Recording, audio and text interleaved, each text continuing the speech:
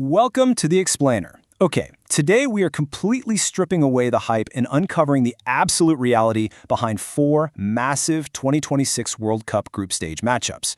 Look, if you just look at the famous names on the back of the jerseys, you might think you know exactly how these games are going to play out. But when we actually dig into the underlying data, the recent form, and the nitty-gritty tactical matchups, well, a completely different story emerges. Today, we're breaking down the betting analysis and predictions for four highly anticipated clashes, and honestly, the numbers might just challenge literally everything we thought we knew. Okay, let's dive into this. Here's our roadmap for today. Portugal versus Uzbekistan, England versus Ghana, Panama versus Croatia, and Colombia versus DR Congo. Section 1. Portugal versus Uzbekistan, the facade versus the reality. Now, on paper, this looks like a total mismatch, right? A terrifying European heavyweight preparing to just absolutely steamroll an overmatched opponent. We've got a desperate Portuguese squad managed by Roberto Martinez going up against a fearless, kind of nothing-to-lose Uzbek side coached by Italian World Cup legend Fabio Cannavaro. But look at Portugal's opening 1-1 draw against DR Congo. It was the ultimate facade. They completely dominated the ball, holding a massive 75% possession. If you just glanced at a box score, you'd assume they were in total control, right? Dictating the tempo, suffocating their opponent, but possession without actual penetration is, well, meaningless. Because here is the harsh reality. Despite hogging the ball for essentially 3/4 of the match, Portugal generated a pitiful 0.65 expected goals. Think about that for a second. A team boasting Bernardo Silva, Bruno Fernandes, and Cristiano Ronaldo managed exactly one single shot on target across 90 minutes. One. They passed the ball around the perimeter all day, but were completely toothless where it actually matters. And you know, that total lack of a cutting edge is creating some real tension in that camp. Ronaldo is currently enduring a 10-tournament goal drought. That's his longest ever for the national team. The frustration is palpable. Thierry Henry honestly hit the nail on the head with his blunt assessment. The team needs to score, not just Ronaldo. Desperation is definitely creeping in for Portugal. And in soccer, desperation usually breeds forced passes and overextension, not necessarily dominance. Adding fuel to the fire here is the environment. This 2026 World Cup has been a literal goal-scoring festival. We saw 75 goals in just the first 24 games. That's an average of 3.1 per match, which is the highest rate we've seen since 1958. Plus, this specific game is happening inside Houston's climate-controlled Energy Dome, so no heat, no humidity to slow the players down. When you combine a super desperate Portugal pushing forward with Cannavaro's Uzbekistan side, who have genuine counterattacking speed and literally zero pressure on them, you have the perfect recipe for an incredibly open, chaotic game. So, what does this all mean for our data-backed picks? Well, Uzbekistan already proved they belong by battling back to equalize against a powerhouse Colombia side in their opener. They have the defensive organization to frustrate Portugal for sure, and the transition speed to keep things very respectable.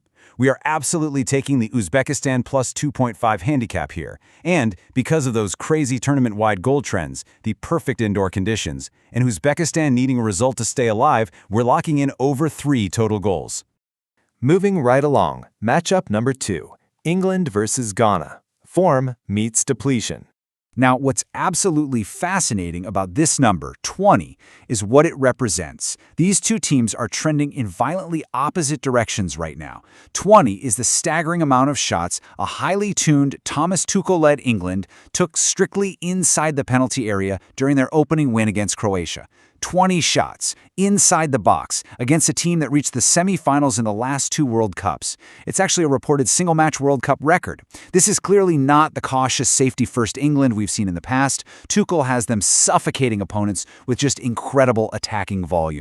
And they are bringing all that firepower against a Ghana squad that is, quite frankly, severely depleted. Now, with Mohamed Kudus on the pitch, Ghana is genuinely dangerous in transition. He's that spark plug player who creates something out of absolutely nothing. But Kudus is out for the entire tournament with a hamstring relapse, so that shifts the entire creative burden directly onto Thomas Partey. The problem? Legal issues kept Partey out of Canada entirely. He missed their opener against Panama and has literally been training alone. You're asking an isolated, rusty player to step in and anchor the midfield against the likes of Jude Bellingham and Declan Rice. Good luck with that. And guys, it actually gets worse when you look at Ghana's defensive structure. Leading up to this tournament, they were bleeding goals. They conceded 11 goals in just 4 warm-up matches, which included getting dismantled 5-1 by Austria. On top of that, their first-choice goalkeeper went off injured at halftime in their opener, meaning backup Benjamin Osare has to step in today.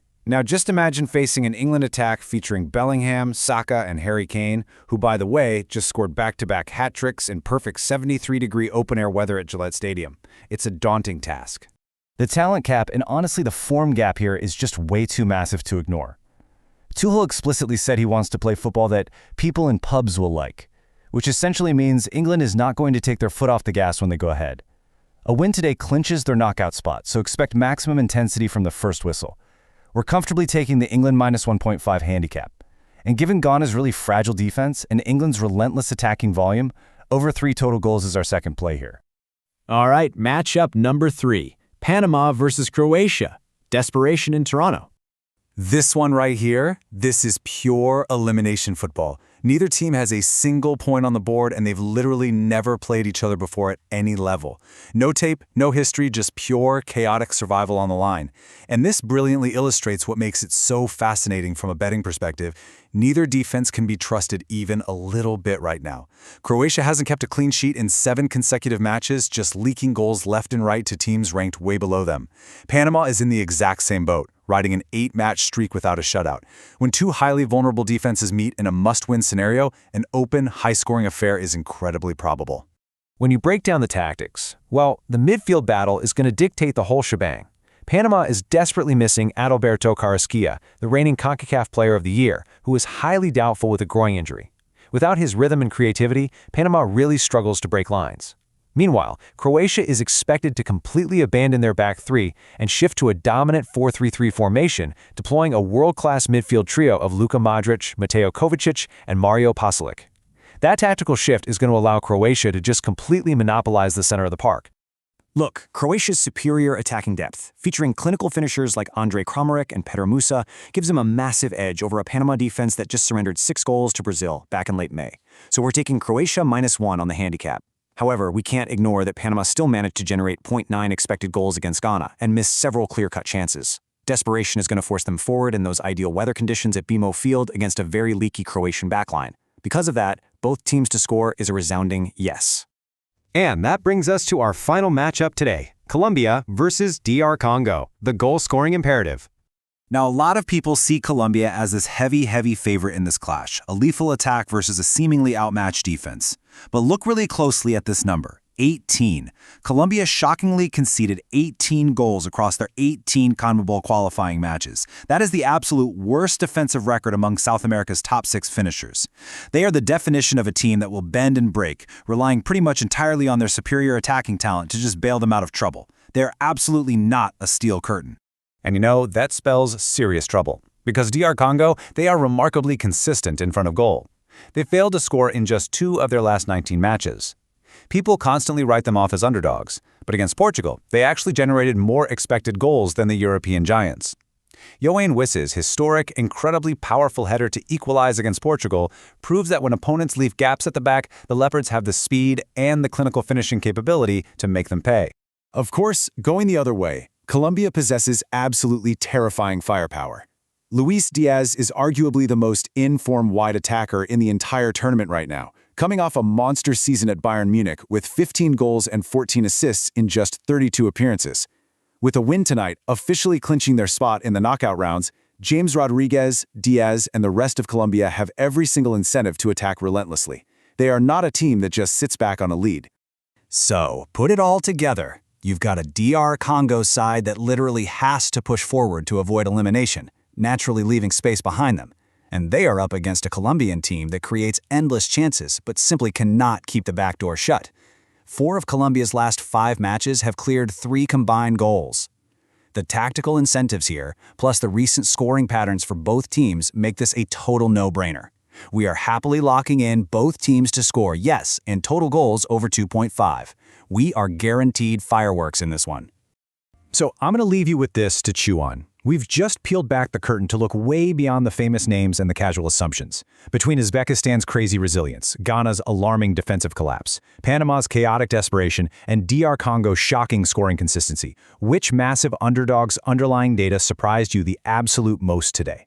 And more importantly, now that you've seen the reality hiding behind the facade, are you brave enough to actually bet on it? Until next time, keep analyzing, stay focused, and enjoy the beautiful game.